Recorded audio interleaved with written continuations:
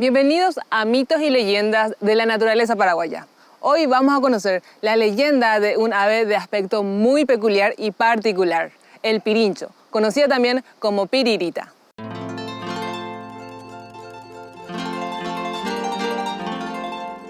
Cuenta la leyenda que hace muchos años vivía en el monte una humilde familia compuesta por los padres y 4 hijos.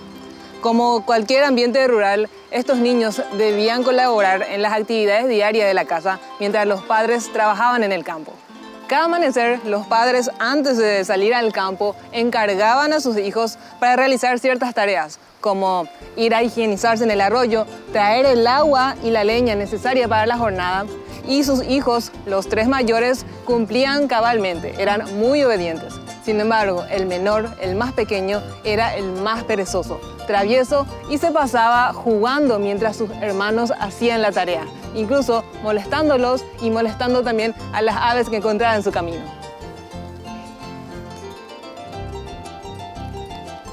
Cuando los padres regresaban, ya encontraban a sus 3 hijos mayores limpios y listos, pero el menor siempre faltaba y tenían que salir a buscarlo.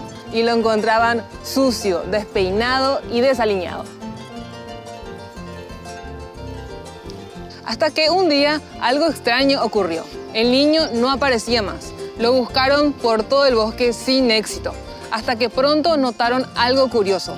Bajo las ramas de los árboles de donde este niño solía jugar, apareció un ave nueva, de plumaje desordenado, copete alborotado y haciendo un grito parecido a queja.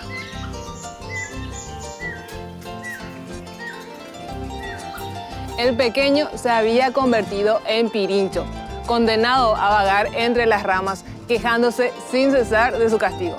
Desde entonces, el silbido del pirincho o piririta es como un recordatorio para muchos niños desobedientes y perezosos. Sin embargo, dicen en el campo que el pirincho o piririta conserva aquel comportamiento perezoso o haragán. Muchas veces no construye su propio nido y quiere ocupar los nidos de otras aves.